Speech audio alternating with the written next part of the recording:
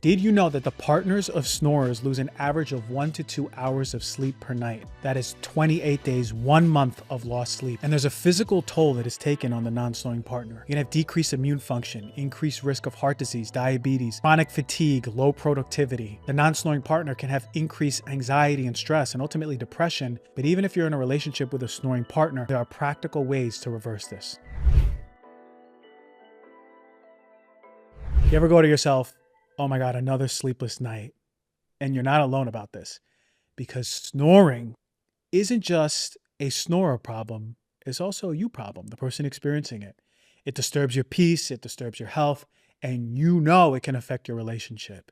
In today's episode of Heal Thyself, we are unpacking how snoring affects you, the non-snoring partner, from the emotional strain to the physical toll that it takes, and why it's more than just an annoyance. We're also going to explore what is happening in the partner's body, how snoring impacts their health, and actually give you practical, holistic solutions you can try right at home. It's about helping both of you sleep soundly and finally feeling connected together. I got to tell you, I remember growing up and it sort of being part of the family unit that my dad would snore and my mom would not sleep well. And I personally have never experienced this in a partnership. And I myself am not a snorer, but I just had a conversation this past holiday. And I was talking to someone who was saying that their partner of over 20 years is a chronic snorer. And I didn't know about this. And it would affect her sleep over and over and over. And they were looking for all of the solutions. And I started bringing up some of the things I'm going to talk about in this podcast. And it sort of lit a bulb over her head. Because for the first time in a long time, it was really giving some hope that yes, snoring doesn't have to be the death sentence of sleep. There's actually some solutions out there. We're going to go over them in this podcast. But really, what is the scope of the problem? What is the impact to the partner who's non-snoring? Did you know that the partners of snorers lose an average of 1 to 2 hours of sleep per night, which is 56 hours per month and 672 hours of sleep per year? That is 28 days, 1 month of lost sleep if you have a snoring partner. And 45% of adults have said that snoring has caused tension in their relationship. 1 in 4 couples report sleeping in separate bedrooms due to snoring. And there's a physical toll that is taken on the non-snoring partner. You can have decreased immune function, increased risk of heart disease, diabetes, and obesity due to those disrupted sleep cycles. Chronic fatigue, low productivity. Emotionally, we see frustration, resentment, small irritations leading to bigger issues, feeling unheard or unsupported when the snoring isn't addressed. Disconnection to intimacy, lack of physical closeness, bonding. The non-snoring partner can have increased anxiety and stress and ultimately depression due to poor sleep. But even if you're in a relationship with a snoring partner, know that there are practical ways. Know that it's not a death sentence to sleep, and there are practical ways to reverse this. All right, now let's go to your loving partner. What's the impact on the snore? Well, snoring can obviously affect the sleep quality, but snorers actually may not realize that they're waking up multiple times through the night. They may think that they slept through the whole night, but it's going to lead to poor overall rest, not feeling rejuvenated in the morning. Daytime symptoms are they going to start manifesting, like fatigue, irritability, reduced cognitive function. They're feeling brain fog throughout the day. Increased risk of diseases too. I mean, this is how fundamental sleep is to your overall health. If you're not sleeping well or waking up through the night as a snorer, you're predisposing yourself to cardiovascular problems, including things like hypertension and stroke, which can lead to heart disease and heart attack. And really, when it's in that sleep apnea phase, it can actually lead to serious complications, like we're seeing heart failure and even diabetes. And from the snorer side, there's emotional components here too. Right? There's actually a level of guilt. This is a spectrum, and you may be able to relate to this, but there is a spectrum of guilt, and guilt can be from disrupting their partner's sleep. It can be from a little bit of guilt to actually it's really problematic and they feel really bad. There's embarrassment that the snorer may have, or sort of minimizing that, oh, it's not a big deal, it's just a little snoring. It is a big deal actually for both of you. And really just denial about the problem and not being a problem. It's just something they've done all the time. It shouldn't be minimized, particularly because if it's been there for a long time and it's normal to them, does not mean that it's normal to a healthy, conducive sleep environment. All right, everyone, I have today a very, very special announcement that I've been very excited to share. Now, you may have seen me do some posts about mental health and mental health education lately, and that's for a reason. And today I am announcing that I am joining the founding team of a revolutionary new mental health institution. It's called the Integrative Psychology Institute, and it is for people who want to help people heal their mental health, but don't resonate with the conventional education paths. So this institute will give you a strong foundation in somatic practices and pave a path for you into professional mental health practice. And I got into this inspired because mental health is truly suffering in the United States. And many therapists are coming to the point where they're realizing that talking is not enough to get to the root of mental health issues. And in this institute, we recognize that problem and created the solution and teaching students how to truly get to the root of mental health issues and process it through the body.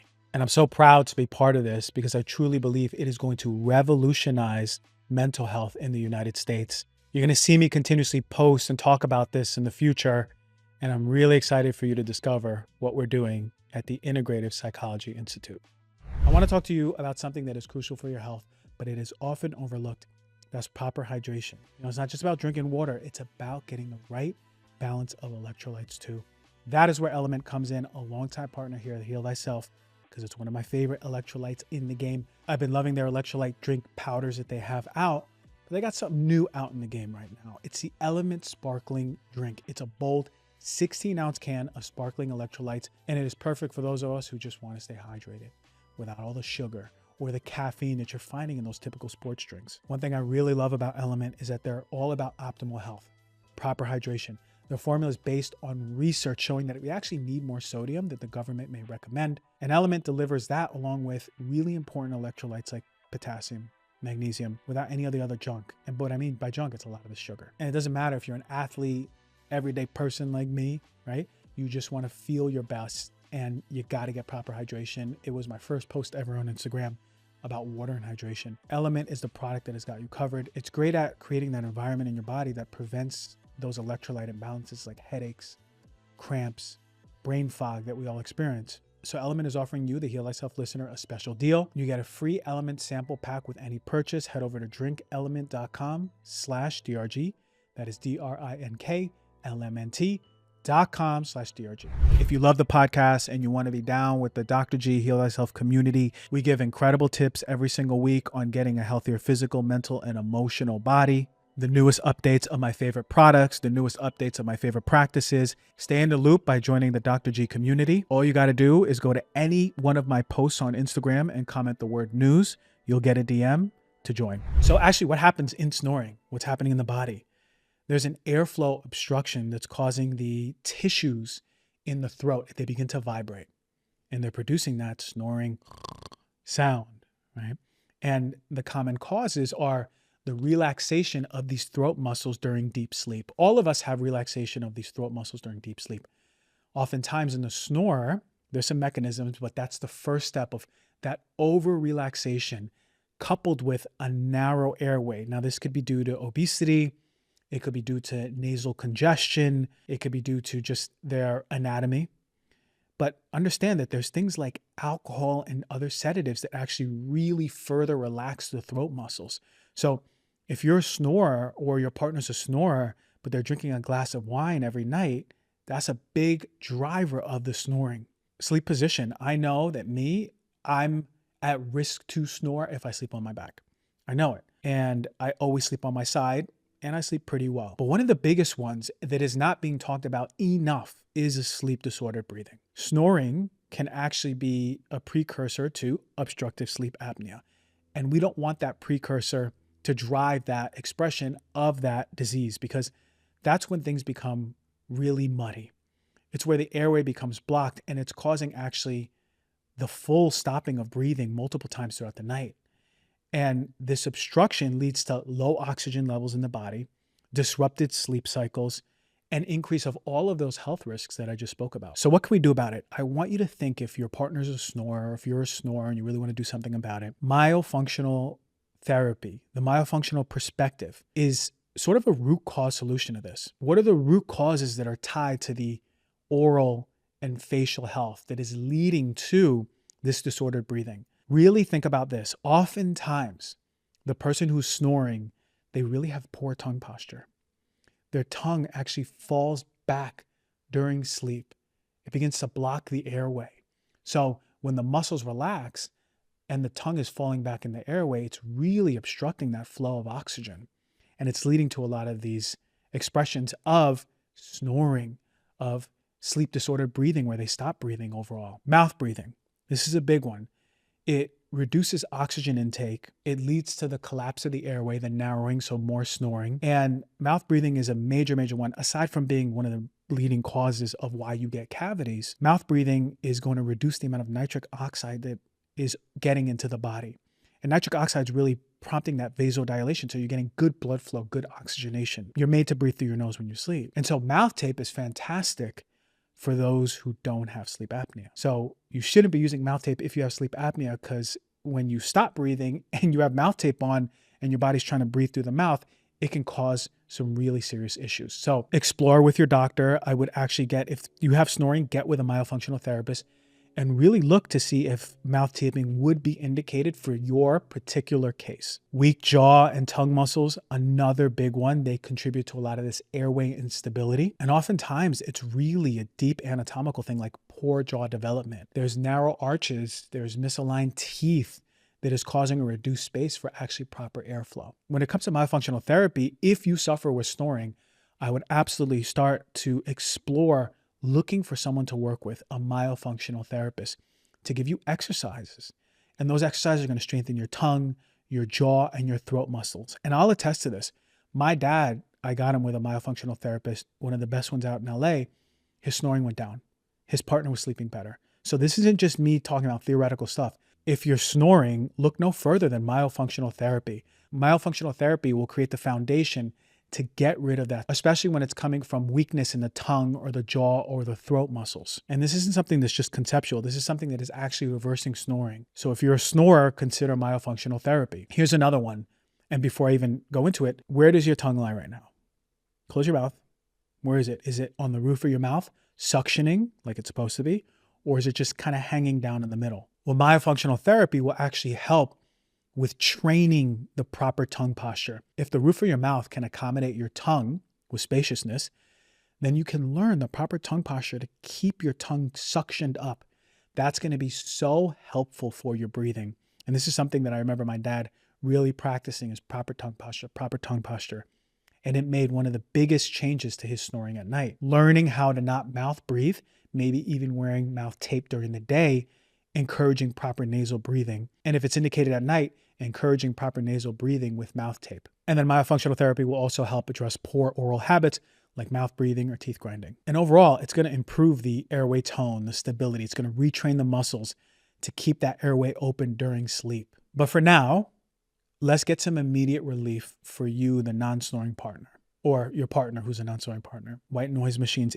If you don't have that, I mean, I'm assuming that a lot of you have thought about this before, but white noise machines will make a major change. It's going to mask the sound of snoring as best as possible. And so you may need a white noise machine. You may need to sleep with headphones, noise canceling headphones, something that is really going to help alleviate this, putting on earplugs, high quality ones that are going to reduce that noise and discomfort, getting on sleep schedule adjustments, right? Going to bed earlier to fall asleep before maybe your partner starts to snore. And you already have these practices in place to protect you from that loud vibratory snoring sound that it really can affect you. I've been around people who snore, and like being woken up by snoring, it's like this triggers this anger inside of me. I'm like, why am I waking up right now? I was sleeping so deep. This is so annoying. And then you kind of feel helpless, right? But for you, the snorer who's listening, sleep on your side. It's going to be one of the fastest things so your tongue doesn't go in the back of your throat. Get yourself a body pillow to actually prevent that airway collapse. You can elevate the head of the bed to improve that airflow if you need. But really sleeping on the side and actually maybe even putting pillows behind you so you don't roll over is going to be really good. Because I know the person I was talking to this winter break, we were talking and she said, he always rolls over. It doesn't matter she actually would put him on his side. He always rolls back on his back. So I actually suggested putting pillows behind the back, stacking them. So it's actually preventing the movement back on his back. So avoiding alcohol for sure, heavy meals, any sedatives 3 to 4 hours before sleep so you can have some better muscle tone when sleeping. Obviously, maintaining a healthy weight is going to reduce pressure on the airway. Practicing really good nasal hygiene too.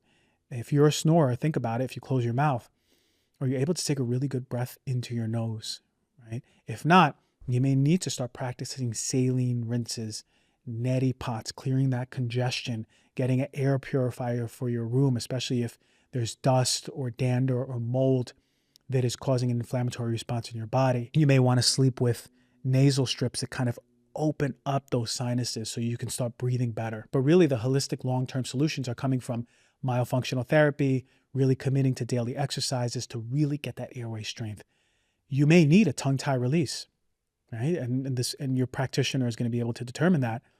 But the tongue tie release may open up when they cut the frenulum. It's going to be able to open up better tongue mobility and thus have that practicing of better tongue posture, which can completely change the way that you breathe. There are some oral appliances that actually can reposition the jaw and the tongue and keep the airway open. I've tried one before where you sleep with this appliance in your mouth and it actually forces your tongue to be up. That in itself can be an improvement for the snoring. And actually breathing exercises like the Buteyko breathing to really promote that nasal breathing and opening those sinuses. And really, if you can avoid, the goal is to avoid getting on the CPAP machine, right? It treats the symptoms, but it's not getting to the root cause. It can be uncomfortable. People stop using it. You really want to start looking at those alternative therapies like myofunctional to address problems at its root, at its core. And for the non-snoring partners out there, it's important to express these concerns as is a real problem. It's affecting both of us, right? But use that empathy, not blame, because there might be a guilt element already from the snorer. You want to set boundaries around sleep health, right? Agree to explore solutions together. You want it to be a mutual decision. And look, if I was a heavy snorer and my partner was sleeping less, I'd want to find solutions with her or him or whatever it is, right? So very important, use sleep aids together or do shared meditations, do nice relaxation practices before bed, get a nice setup to sleep on the side. Maybe there's mouth tape, maybe not. Maybe there's nasal strips. Maybe there's an air purifier. You all are doing the short-term things that are going to be really helpful right now. As a couple, create a consistent bedtime routine. Celebrate those small wins. They go a long way, especially when there's a snoring element. Like, wow, you didn't really snore as much as you usually do. There's an improvement. There's encouragement. Just because a human being is adaptable to being around snoring and you're cutting down your sleep doesn't mean it's not a healthy thing, right? We want to optimize. Just remember, look, snoring doesn't need to steal you from your sleep. It can steal your peace. It can steal your health. It can steal your connection, right? But it doesn't have to be that way. There's actually nowadays, what a beautiful time to be alive. There are modalities, there are options, there are things you can do that can reduce that snoring greatly. So when we understand the root cause and try to bring these solutions, you and your partner are actually going to take back those sleep nights, right? You're going to start getting 1 night's a win, 2 nights a win, 5 nights is a win, a week is a win. How good does that sound, right? And you both deserve it. You both deserve to be replenished, rejuvenated, especially if you have kids. So if this episode resonated with you, I want you to share it with your partner or share it with a non-snoring partner if you're a snorer. Share it with someone who needs it, right? This is where we're bringing awareness, we're bringing compassion, and we're sharing it with each other. So thank you for listening to Heal Thyself. Please rate, review, and subscribe if you have not. I love you all. I'm going to see you next week.